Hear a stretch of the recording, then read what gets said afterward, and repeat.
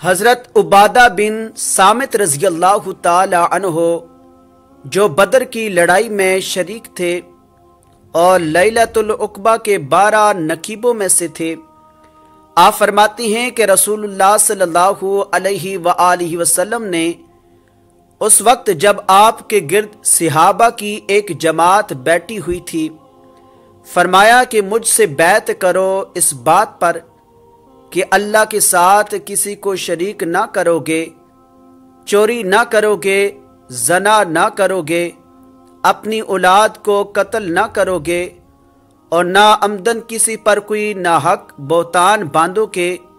اور کسی بھی اچھی بات میں اللہ کی نافرمانی نہ کرو گے۔ جو کوئی تم میں سے اس عہد کو پورا کرے گا تو اس کا ثواب اللہ تعالیٰ کے ذمے ہے، اور جو کوئی ان بری باتوں میں سے کسی کا ارتکاب کرے اور اسے دنیا میں اسلامی قانون کے تحت سزا دے دی گئی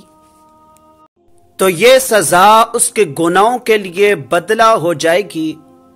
اور جو کوئی ان میں سے کسی بات میں مبتلا ہو گیا اور اللہ نے اس کے گناہ کو چھپا لیا تو پھر اس کا معاملہ اللہ کے حوالے ہے،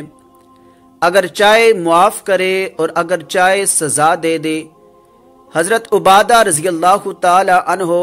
فرماتے ہیں کہ پھر ہم سب نے ان سب باتوں پر آپ صلی اللہ علیہ وآلہ وسلم سے بیعت کر لی۔